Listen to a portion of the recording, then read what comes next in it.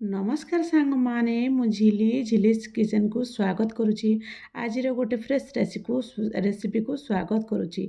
आपण माने समस्ते तो सिंगड़ा खाइथिबे किंतु अट्टारे तैयारी सिंगड़ा केबे खाइछन कि सांग माने हुए तो कम खाइथिबे आ कम मध्य जानिथिबे। आपण मानकु टेस्टी एंड कुरकुरा लागुथवा अट्टारे तैयारी सिंगड़ा बनेकी देखेबी जोड़ा कि आपण मानकु निश्चित भाବରେ भल लागिबो। आ जदि सिंगड़ा हो जाए ताहले तो माने लाल लाल चटनी राग लुणी खटार गोटे चटनी तो निहाती दरकार। ता सहित मध्य माने गरम गरम सिंगड़ा सहित लाल लाल चटनी रेसिपी आपण मानकु मध्य आनी देछि। आपण माने थरे मो स्टाइल रे एई भली भाबरे आमे घरे रहिथिबा हमर गहम चूना जोड़ा कि रुटी करूचंदी से गहम चूना रे हमर गरमा गरम एमती सिंगड़ा घरे बनेकी करी खाआंतु आ बहुत बढ़िया लागिबो। थरे मो स्टाइल रे एई भली भाबरे नुआ उपाय टेस्टी माने सिंगड़ा बनातु। से गोटे कप नहीं गोटे कप नहीं गहम चूना ता सहित गोटे कप जदि माने गहम चूना नहीं जावा तार अधा नहीं जावा हमर सुजी जोड़ा कि सुजी द्वारा हमर सिंगड़ाटी कुरकुरा लगी था। ता सहित कला जीरा ता सहित अल्प टिके चिली फ्लेक्स ता सहित अल्प टिके जुआणी ये सब भिडियोटे कटि जाइए सांग माने मु आपण मानकु कहि दउची। अल्प टिके कला जीरा ता सहित अल्प टिके चिली फ्लेक्स दे देछि ताकू अल्प टिके तेल बा घिओ द्वारा भल भाବରେ एमती भल भाବରେ गोलाई देबा जेमती आमे खास्ता देउचंदी से भली भाବରେ जेमती आमे सिंगड़ा रे जेमती खास्ता देउचंदी से भली भाବରେ देबा। ता सहित अल्प अल्प तेल अल्प अल्प पानी देई तार गोटे टाइट डो बनेबा। एडे मने रखंतु सांग माने टाइट डो बनेबे टोटाली भी माने रुटी दला भली करिवे नै टिके टाइट डो बनेबे। देखंतु जे भली भाବରେ टाइट डो बनेछि ए भली भाବରେ अट्टा जोड़ा कि अट्टा दला को सुजी को जदि जो मिसाई जाइछि ताकू टाइट डो बनेबा द्वारा सी माने खास्ता और कुरकुरा लागिबो। आमे सिंगड़ा बनेबा समय रे ताकू किछि समय दली देला परे ताकू गोटे गोटे प्लेट किछि समय घोड़ाई देबा। जेते टिके दलिबा ताहले से भल भाବରେ कुरकुरा ही थाए ताकू गोटे प्लेट घोड़ाई देबा जेमती से भल भाବରେ माने घोड़ी ही भल भाବରେ रहिबो। ता सहित 10 रु 15 मिनिट ताकू छाड़ देबा। तापर सेपड़े जिबा आमे गोटे चटनी बनेबा जोड़ा कि तेंतु राग खट्टा लुणी रोटे चटनी अल्प टिके हमर नहीं जिबा तेंतुली ताकू अल्प टिके पानी दे जिबा पानी दे देबा। पानी दे किछि समय ताकू छाड़ देबा। किछि समय छाड़ला परे से भल भाବରେ फुली जिबा। एपटे आमे सिंगड़ा बनेबा पई गोटे कड़े माने गोटे पेन नहीं जाइछि ता सेतिरे अल्प टिके तेल दे देबा। ता सहित टिके सोरिष ता सहित जीरा ता सहित धनिया ए सब जिंस को दे भल भाବରେ फुटणा बने देबा। भल भाବରେ फुटी गला परे अल्प टिके हमर बादाम ता सहित अल्प टिके हमर माने चना डाली को भल भाବରେ पके भाजिबा। आम जेमती सिंगड़ा रे जेमती स्टफिंग दउचंदी सेही भली भाବରେ करबा।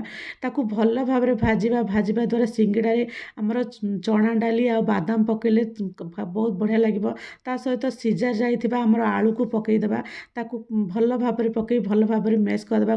खंड खंड हाथ रे बने देबा माने गुंड गुंड कर देबा हाथ रे। ता सहित एतिरे अल्प टिके हमर हळदी गुंड ता सहित अल्प टिके लंका गुंड ता सहित अल्प टिके माने गरम मसला गुंड ता सहित अल्प टिके हमर कस्तूरी मेथी ये सब दे देबा। सेपटे साइड कर देबा। से एपटे देखंतु मोर जो घोड़ाई रखिथिबा हमर दला को जोड़ा कि गहम चूना रो गोटे दला को सेतिका को भल भाବରେ टिके दली देई छोट छोट बॉल्स कर देबा। जेमती आमे माने छोट छोट पूरी आकार बॉल्स नहीं जिबा ताकू तो गोटे गोटे भल भाବରେ ताकू भल भाବରେ गोटे दली देई देबा। ता सहित आमे बेलिबा जेमती माने अंडा आकृतिर बेलिबा जेमती हमर जोड़ा कि हमर सिंगड़ा जेमती अंडा आकृति रहिदियो ताकू दुई खंड कर देबा। दुई खंड करबा द्वारा अति सहज रे एटा सिंगड़ा जो जो जो जो धार रे हमर दुई खंड कले ताकू आलू रो स्टफिंग दे देबा। देखंतु मन रखंतु देखंतु मु केमिति करूची जो धार रे माने जोड़ा गार टाणी देथिले ताकू से धार को टिके कोन साइज रे कर देबा। ता सहित तो माने पछपटे भल भाବରେ मोड़ी देबा टिके फोल्ड कर देबा। फोल्ड करी ताकू आग पटो से पछपटो एमती पानी अल्प टिके टिके पानी देई भल भाବରେ टिके स्टफिंग कर देबा। थरे दी थर करंतु सांग पूरा भल भाବରେ हो जिवो। मोर पाखा पाखी गोटे कप रे पाखा पाखी ମାନେ 8ରୁ 10ଟା ଖଣ୍ଡେ ସିଙ୍ଗିଡ଼ା ହୋଇଯାଇଛି।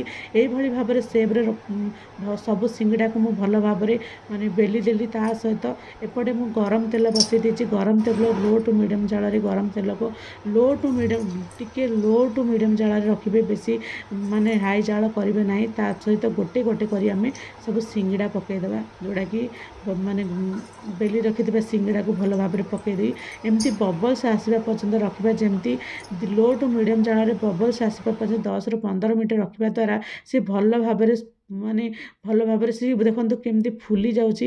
ଏଇ ଷ୍ଟେଜ୍ରେ ଟିକେ ଆମେ ଯେକୌଣସି ମାନେ ପିଥିପାତିରେ ଭଲ ଭାବରେ ଟିକେ ଏପଟ ସେପଟ କରିଦେବା, ଯେମିତି ସେ ଭଲ ଭାବରେ ଛାଣି ହେଇଯିବ।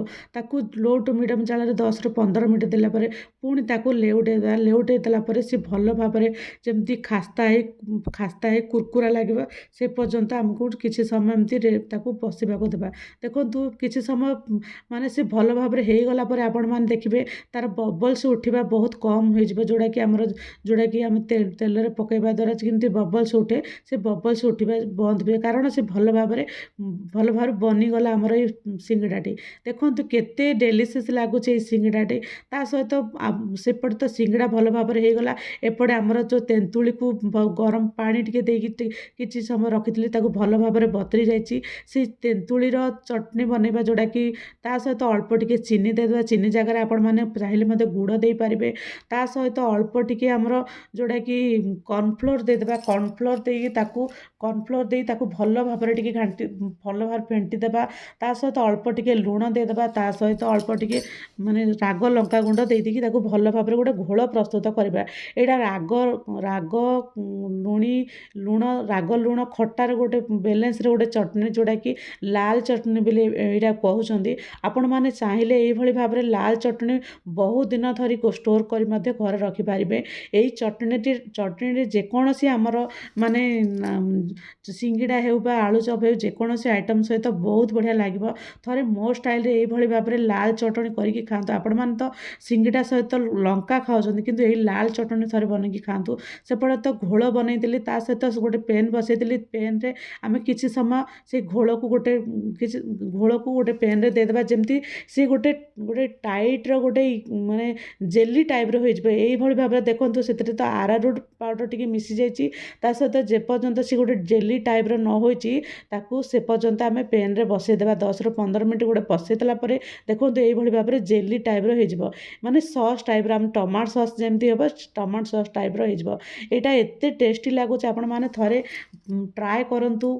ବହୁତ ବଢ଼ିଆ ଲାଗିବ। ସିଙ୍ଗିଡ଼ା ସହିତ ହେଇବାକୁ ଯେକୌଣସି ସ୍ନାକ୍ସ ଆଇଟମ୍ ସହିତ ବହୁତ ବଢ଼ିଆ ଲାଗିବ।